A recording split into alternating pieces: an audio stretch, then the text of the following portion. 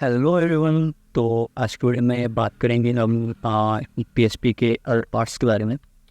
तो सबसे पहले इस जैम को अपने स्टार्ट कर लेते हैं।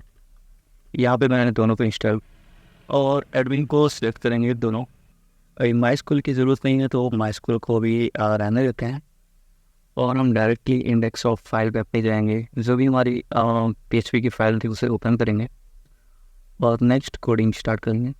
कल की वीडियो में हमने बात करा था सिंगल लाइन कमेंट्स और मल्टी लाइन कमेंट में, जैसे कि हैश डबल स्लैश से हम सिंगल लाइन कमेंट देते हैं और स्लैश स्टार से मल्टी लाइन कमेंट देते हैं। और वेरिएबल्स के बारे में हमने बात की थी, जिसे हम डिफाइन करने के लिए डॉलर साइन का यूज़ करते हैं और ये केस सेंसिटिव होता है हमारा। नेक्स्ट हम इसके बेसिक में समझ लेते हैं कि वेरिएबल में स्कोप्स क्या होती हैं। तो स्कोप्स हमारी बेसिकली 2-3 प्रकार की होती हैं, जैसे कि लोकल, ग्लोबल। ठीक है, तो लोकल स्कोप को हम अपनी फंक्शन के अंदर एक्सेस कर सकते हैं। जैसे कि अगर हमने फंक्शन बना लिया और उसके अंदर इस लोकल वेरिएबल को एक्सेस किया तो वो एक्सेस हो जाएगा। बट अगर हमने इस फंक्शन के बाहर लोकल वेरिएबल को एक्सेस किया तो वो इरर रहेगा, क्योंकि लोकल वेरिएबल यहाँ पे स्कोप नहीं करेगा। ठीक है, बट वहीं अगर हम ग्लोबल स्कोप की बात करें तो हम उसे पेज पे किसी भी जगह पे हम उसे एक्सेस कर सकते हैं। जैसे कि अगर हमने उसे अपनी फंक्शन के बाहर लिखा है तब भी हम उसे एक्सेस कर पाएंगे। और हमारे पास स्टैटिक स्कोप होता है, तो हमारे इसका स्टैटिक स्कोप यूज़ होते हैं मेंटेन करने के लिए फंक्शन कॉल्स को या फिर काउंटिंग को। जैसे कि यहाँ पे काउंटर प्लस प्लस यूज़ हुआ है और हमने इसे स्टैटिक कॉल किया है, तो यहाँ पे ये स्टैटिक स्कोप यूज़ हो रहा है। नेक्स्ट है हमारे पास सुपर ग्लोबल, जिसे हम गेट पोस्ट से एक्सेस कर सकते हैं। गेट से, पोस्ट से, सेशन से, ग्लोबल से। अगेन ये सुपर ग्लोबल एरेज होते हैं, जैसे कि get post session global, which are accessible from anywhere. आपकी स्क्रिप्ट में कहीं से भी एक्सेस हो सकते हैं और वे डेटा को स्टोर करते हैं जो वेब फॉर्म से हमें प्राप्त हुए हैं और कुकीज़ से हमें मिले हैं, सेशन डेटा से या फिर, तो वो सब हमारे इस सुपर ग्लोबल स्कोप में के अंडर आते हैं। नेक्स्ट फंक्शन पैरामीटर है पांचवा, जो कि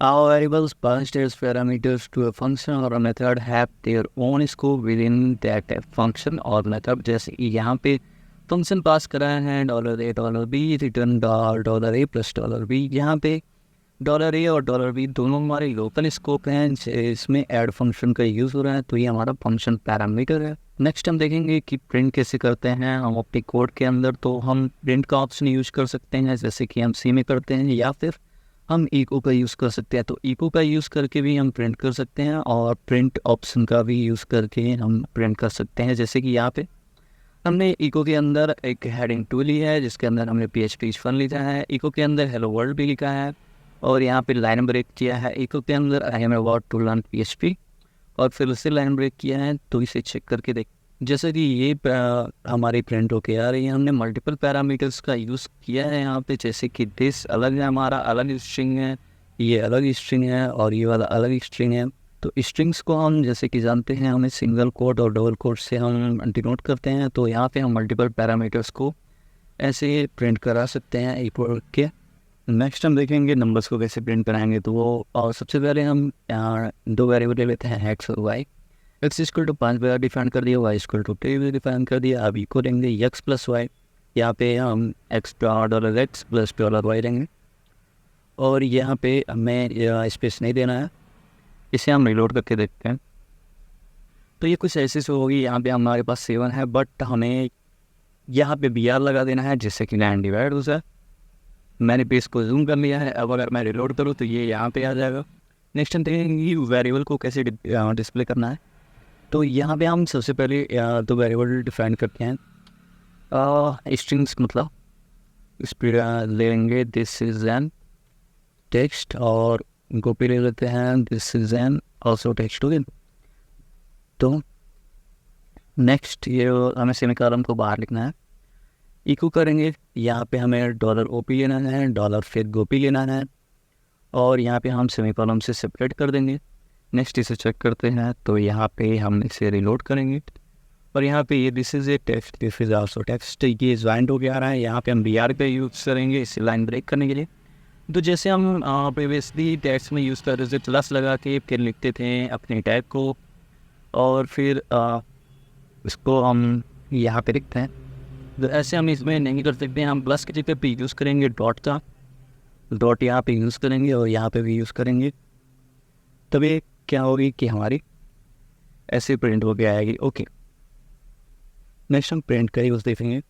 तो प्रिंट से यूज़ करने के लिए हम सिंपली यहाँ पे इको की जगह पे प्रिंट करते हैं, बाकी सारी चीज़ें हमारी सेम रहेंगी हर कंडीशन में। जैसे कि यहाँ पे हम इको की जगह पे यूज़ कर रहे हैं प्रिंट का। अब अगर हम इसे रिलोड करें तो हम पाएंगे कि हमारी प्रिंट, यहाँ पे हमने प्रिंट का यूज़ किया है, यहाँ पे भी हमने प्रिंट का यूज़ किया है, तो ये हमारी प्रिंट होके आ गई है।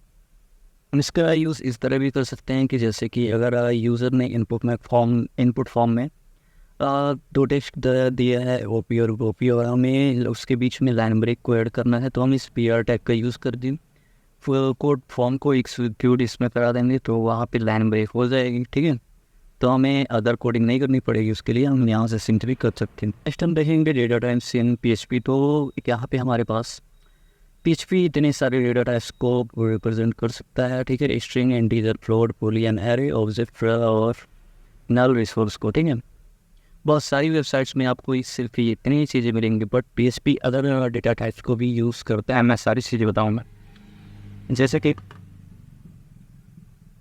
सबसे पहले तो PHP इंटीजर वैल्यू को ही यूज़ करता है। जैसे कि हमारे पास इंटीजर वैल्यू है 0 to 100 या फिर 99। ठीक है, तो यहाँ पे इंटीजर डेटा टाइप हमारे होल नंबर्स होते हैं, जो कि पॉजिटिव नेगेटिव दोनों हो सकते हैं विदाउट डेसिमल पॉइंट। और फ्लोट क्या होते हैं, फ्लोट के पास हमारे पास डेसिमल पॉइंट आ जाएगा, बाकी सारी चीज़ें सेम रहेंगी, पर ये माइनस नेगेटिव में भी हो सकता है। और स्ट्रिंग भी हमारा डबल कोट और सिंगल कोट में आएगा। ठीक है, और तो इससे हमें पता चल जाएगा कि ये स्ट्रिंग है। बूलियन हमारा 0-1 फॉर्मेट में या फिर ट्रू फॉल्स फॉर्मेट में आएगा। एरे हमारा सिंपली लिस्ट के फॉर्मेट में आएगा, जैसे कि उसके अंदर कई सारी वैल्यूज स्टोर की हों। और ऑब्जेक्ट हमारा कुछ इस तरीके से आएगा, जिसमें हम कार, जैसे यहाँ पे कार का ऑब्जेक्ट लिया है हमने, मॉडल उसकी, कलर उसकी। और एक नेक्स्ट हमारे पास रिसोर्स आएगा, जिसे हम एक्सटर्नल रिसोर्सेस से डेटाबेस कनेक्शन और फाइल हैंडल से लिंक कर सकते हैं। जैसे कि यहाँ पे file handle F open example.txt हम फाइल ओपन कर रहे हैं PHP के अंदर।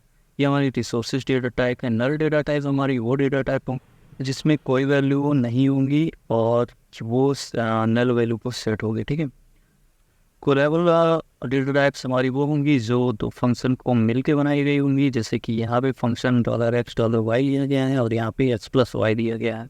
यहाँ पे हमारे पास 7.1 में ऐड हुआ है एक रेबल डेटा टाइप्स, जो कि यूज़ होता है represent object that can be treated over such as array and object that are implemented transposable interface, जिसकी जैसे कि यहाँ पे एरे इक्वल टू 1 to 3 है और इटरेटर यहाँ पे एरे को प्रिंट कराया गया है, तो ये यहाँ पे शो होगा। तो हमें ये बात का ध्यान रखना है कि PHP जो है हमारा लूजली टाइप है, जिसका मतलब होता है रन टाइम के दौरान जो वेरिएबल हैं वो डेटा टाइप अपने चेंज कर सकते हैं, जो कि कर्सर में occur in certain situation. Additionally PHP 7 introduce scalar type declaration and return type declaration to help in roads data types for function and method argument and return values की। मतलब जैसे कि चेंजेस होगा तो PHP 7 में ये scalar data type हमारा introduce हुआ है कि वो हमें उससे पता चल जाएगा क्या चेंजेस हमारी हुई हैं। नेक्स्ट हम यूज़ करेंगे जो हमारी वेरिएबल्स हैं उन्हें कैसे पता चलेगा कि वो किस डेटा टाइप की हैं उसे। तो उसके लिए हम सिंपली यूज़ करेंगे वेरिएबल डंप का। ठीक है, वेरिएबल डंप से हम उसे प्रिंट भी कराएंगे और उसकी डेटा टाइप भी शो कराएंगे। ठीक है, तो यहाँ पे मैंने वेरिएबल डंप x वाली ले ली है, यानी कि यहाँ वाली वैल्यू, और यहाँ पे मैं ले लेता हूँ OP वाली वैल्यू। ठीक है, यहाँ पे OP वाली वैल्यू को अब दोनों की हम चेक करेंगे तो यहाँ पे हम पाएंगे कि टेक्स्ट यहाँ पे इंट हमारी जो है ये हमारी x वाली है, कि यानी कि इंटीजर टाइप है, और स्ट्रिंग टाइप हमारी 14 दिस इज टेक्स्ट वाली है, यानी कि ये वाली लाइन जो है हमारी वो स्ट्रिंग में होके आई है। ठीक है, तो वेरिएबल डंप से हम इसकी डेटा टाइप को चेक कर सकते हैं। नेक्स्ट हम देखते हैं कि स्ट्रिंग्स के अंदर हम कौन कौन सी फंक्शन को परफॉर्म कर सकते हैं। तो यहाँ पे हम यूज़ करते हैं str लेंथ, यानी कि जो हमारी स्ट्रिंग है हमने ली है उसकी लेंथ वो डिफाइन करेगी। str वर्ड काउंट डिफाइन करेगी, यानी कि कितने वर्ड्स हैं, और चेक करते हैं सबको। तो यहाँ पे मैं रिलोड करता हूँ और तो हमने लाइन ब्रेक किया है। अब तो यहाँ पे देखते हैं, तो यहाँ पे echo S T R length से हमें लेंथ मिल गई है। इसमें कितने कैरेक्टर्स हैं हमारे पास, ठीक है, और कितनी वर्ड्स हैं। यहाँ पे S T are word count से मिल गई है हमारे पास, हेलो और वर्ल्ड 2 वर्ड्स हैं, ठीक है। नेक्स्ट हमारे पास इसको रिवर्स हैं, S T are string reverse. यहाँ पे हमें हेलो वर्ल्ड रिवर्स में प्रिंट हो गया मिला है, ठीक है। और यहाँ पे एस टी आर पोजिशंस हैं, यहाँ पे वर्ल्ड हमारी कौन से पोजीशन पे है, ठीक है, वो हमारी चेक हो रही है। तो यहाँ पे वर्ल्ड हमारी 6 पोजीशन पे है, जैसे कि 1 2 3 4 5 और 6 के बाद हमारी वर्ल्ड अपीयर हुई है। तो यहाँ पे 6 पोजीशन यहाँ पे आ गई है। और next S T are replace यानी कि वर्ल्ड को हम कॉपी से रिप्लेस कर रहे हैं। तो यहाँ पे नेक्स्ट हम हेलो वर्ल्ड वाली को कैरेक्टर को प्रिंट अगर कराएंगे तो यहाँ पे हम पाएंगे कि हेलो कॉपी प्रिंट होके हमारी आएगा, ठीक है। हेलो कॉपी आएगा क्योंकि हमने वर्ल्ड को कॉपी से रिप्लेस कर दिया। सो नेक्स्ट बात करते हैं मैथ फंक्शंस की। तो मैथ फंक्शंस हमारी बेसिकली मैथमेटिकल फंक्शंस होती हैं जिन्हें हम यूज़ करते हैं अपनी PHP के अंदर। तो यहाँ पे हमारे पास पाई की वैल्यू है जिसे हम PI से रिप्रेजेंट करते हैं। मिनिमम वैल्यू निकालने के लिए हम MIN का यूज़ करते हैं जो कि हमें इस टेक्स्ट में से रिटर्न करेगी वैल्यू को। और ABS हमारा यूज़ होता है पॉजिटिव वैल्यू करने के लिए, जैसे कि अभी -6.7 है तो ये रिटर्न करेगा 6.7।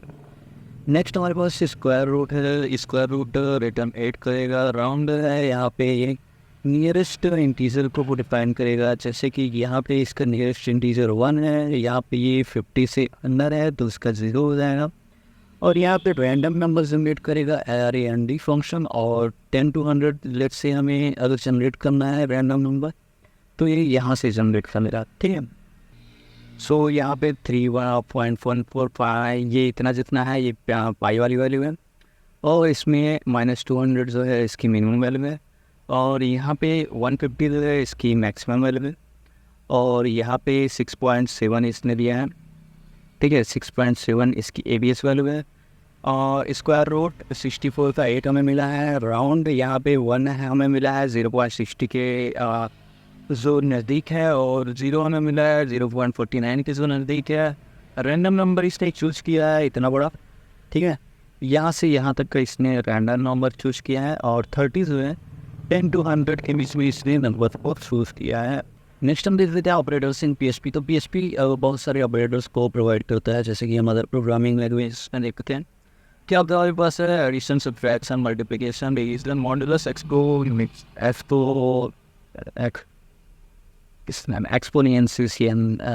Exponentiation of it. सो यहाँ पे हम यूज़ कर सकते हैं एक्सपोनेंशिएशन का, जिसमें हम एक्सपोनेंट फाइंड करते हैं।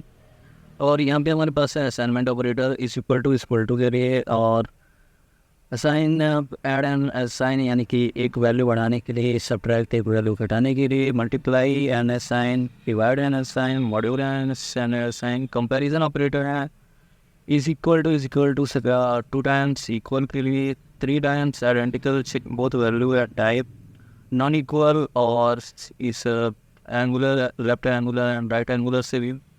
और not equal to not identical, और less than, greater than, less than, equal to. यहाँ पे लॉजिकल ऑपरेटर्स भी हैं, एंड गेट, और गेट, नॉट गेट, ठीक है। और कॉन्केटिनेशन ऑपरेटर है हमारे पास जो 2 नंबर को जोड़ते हैं, तो 2 स्ट्रिंग्स को जोड़ते हैं। तो यहाँ पे है हमारे पास, जिसमें हम फर्स्ट नेम ले रहे हैं जॉन और लास्ट नेम ले रहे हैं डो। और यहाँ पे हम पॉइंट लगा के 2 नंबर को जोड़ रहे हैं। यहाँ पे स्पेस लगाने के लिए हम यूज़ कर रहे हैं। तो हम इसका ऐसे यूज़ कर सकते हैं, इंक्रीमेंट और डिक्रीमेंट ऑपरेटर। प्लस से इंक्रीमेंट यानी कि 1 बढ़ जाएगा और 1 घट जाएगा, यानी कि 5 में अगर हम इंक्रीमेंट करें तो वो 6 हो जाएगा, 4 में अगर डिक्रीमेंट करेंगे तो 3 हो जाएगा। और यहाँ पे टर्नरी ऑपरेटर या कंडीशनल ऑपरेटर भी बोलते हैं इसे। यहाँ पे है जिसे हम स्टार से या फिर इस क्वेश्चन मार्क से रिप्रेजेंट करते हैं। जैसे कि यहाँ पे हमारे पास ये क्वेश्चन मार्क वाली साइन है। यहाँ पे हम रिप्रेजेंट कर रहे हैं कि एज जो है अगर 18 से अंडर हुई या 18 के इक्वल हुई तो वो एडल्ट है अथवा माइनर है, ठीक है। और यहाँ पे है हमारे पास नल कॉल सीएसिंग ऑपरेटर, ठीक है, PHP 7 के बाद से आया है। इसमें क्या होता है कि ये डबल क्वेश्चन मार्क यूज़ करता है फर्स्ट नॉन नल वैल्यू, ठीक है। यानी कि अगर यूज़र नेम कोई भी नहीं है तो वो गेस्ट से शो होगा। और यहाँ पे देख लेते हैं टाइप ऑपरेटर, इसका हम यूज़ करते हैं इंस्टेंस ऑफ लिख के डायरेक्ट, और इंस्टेंस ऑफ लिख के इसके लिए कोई साइन नहीं है। यहाँ पे जैसे यूज़ कर रहे हैं एग्जांपल में ऑब्जेक्ट डिफाइन कर रहे हैं न्यू माई क्लास, और if object instance of my class, यानी कि ऑब्जेक्ट जो है माई क्लास का पार्ट है, तो वहाँ पे जो हम अपनी फंक्शनलिटी है वो प्रोवाइड करेंगे, ठीक है। तो बस इतना। नेक्स्ट हम देखेंगे इफ़ एल्स स्टेटमेंट। तो इफ़ एल्स स्टेटमेंट को यूज़ करने के लिए हम सिंपली यहाँ पे लगाते हैं, लेट्स से हमने एक वेरिएबल ले लिया k इक्वल टू 5।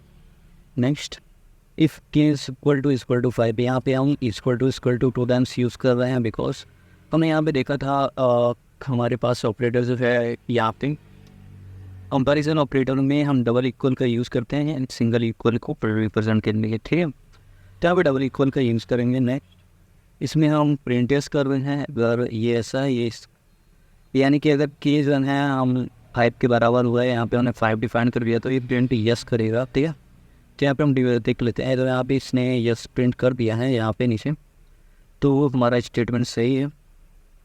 नेक्स्ट हम एल्स वाले का यूज़ करेंगे। तो यहाँ पे हमने एल्स ले लिया है सेम इफ की तरह। तो यहाँ पे हमने डिफाइन किया है, यहाँ पे हमने 5 की जगह 6 कर लिया है। अब अगर k जो है हमारा 6 के बराबर होगा तो वो यस प्रिंट करेगा, या फिर अगर अथवा वो अगर नहीं होगा तो वो नो प्रिंट करेगा, ठीक है। तो इसको रन करके देखते हैं। तो यहाँ पे हमारे पास यस था, अगर हमने इसे रिलोड किया तो यहाँ पे नो आ जाएगा, क्योंकि यहाँ हमने k इक्वल टू 5 लिया है बट ये 6 है, तो वो एल्स वाली कंडीशन में आ जाएगा। नेक्स्ट हम देखेंगे कि हमारी जो एल्स इफ कंडीशन है वो कैसे फॉलो होगी। तो एल्स इफ कंडीशन के लिए हम सिंपली यूज़ करेंगे एल्स इफ़, और यहाँ पे एक और फंक्शन हम उसे प्रोवाइड करेंगे, जैसे कि इफ़ में हम प्रोवाइड कर रहे हैं ऊपर k इक्वल टू 6 है तो प्रिंट यस करेगा। तो अब हम इसे एक और प्रॉपर्टी असाइन कर रहे हैं कि अगर k जो है वो हमारा 6 से छोटा भी है तो भी वो प्रिंट यस करेगा, और अगर दोनों सेटिस्फाई नहीं कर रहे हैं, दोनों सेटिस्फाई नहीं कर रहा है तो वो प्रिंट नो करेगा, ठीक है। तो यहाँ पे हम नो लग देते हैं और सेव कर देते हैं। तो अब हमारे पास अगर हम इसे रिलोड करें तो ये यस ओपन हो रहा है। अगर हम इसे 5 की जगह 4 भी कर दे तब भी हमारी कंडीशन जो है वो सेटिस्फाइड होगी, यानी कि यस का यस ही रहेगा। और अगर हम इसे अब बड़ा करते हैं यानी कि 7 कर दें तो ये कंडीशन हमारी नो वाली कंडीशन में चली जाएगी। तो अभी जो है हमारी नो प्रिंट होके आ गई है, ठीक है। यहाँ पे ये नो प्रिंट होके आ गई है, हमने आप प्रिंट कराना बोल दिया। नेक्स्ट हम ये वाली कोड देख लेते हैं। यहाँ पे हमने प्रोवाइड करा है $t इक्वल टू DTH। ये हमारी जो फंक्शन है DTH यूज़ होती है अपनी इस डायरेक्ट वाली, यहाँ पे हम बात करें इस डायरेक्ट वाली 24 आवर्स डेट से इंटरेक्ट करने के लिए। तो यहाँ पे हमने इस 24 आवर्स डेट की वैल्यू को असाइन कर दी है $t यानी t को। और नेक्स्ट अगर ये हमारे $t जो है हमारी इस वाली वैल्यू से कॉम्पैक्ट करेगी, और जो हमारी यहाँ पे हमने वैल्यू से असाइन करी है, यानी कि अगर 10 से छोटी होगी तो हैव ए गुड मॉर्निंग, अगर 10 से 20 से छोटी होगी तो हैव ए गुड डे, और अगर दोनों नहीं होगी तो हैव ए गुड नाइट। यानी 20 हमारी हो जाएगी 8 बजे और 10 हमारी 10 बजे, और अगर रात के 8 बजे यहाँ पे 8 PM हो जाए और उसके बाद वाली वैल्यू को ऑन गुड नाइट बोलेंगे, ठीक है। तो यहाँ पे हम चेक करते हैं। तो अभी हमारे पास 12:50 हो रहे हैं, तो ये प्रिंट करेगी हैव ए गुड मॉर्निंग, ठीक है। यहाँ पे हमने इसकी वैल्यू वेट कर दी है। अब हमारे पास 12 बज रहे हैं तो ये दोपहर का टाइम है, तो ये यूज़ करेंगी सेकंड वाली वैल्यू में आ जाएगी, ठीक है। एल्स इफ कंडीशन में ये 20 से नीचे वाले पे सेटिस्फाई करेगी, यानी have a good day print करेगी। तो अभी ये हमारे पास have a good day print करके आ रही है, ठीक है। और सर्वर की हमारी जो हमारी और वाली सर्वर है वो चेंज होती रहती है, यानी कि सर्वर की जो हावर प्रॉपर्टी वो चेंज होती रहती है जब तक हम उसे डिफ़ाइन ना करें। तो यहाँ पे हमने डिफ़ाइन नहीं करा है, तो यहाँ पे चेंज होगी तो इसकी वैल्यू हमें डिफ़ाइन करनी पड़ेगी, ठीक है। तो यहाँ पे हमने सबसे पहले डब्ल्यू लिखा है कि हमारे पास अभी कौन सी वैल्यू है। तो यहाँ पे हमारे पास 9 बज रहा है हमारे सर्वर के हिसाब से, तो वो हैव को डिफरेंट कर रहा है। बट अगर हम इसे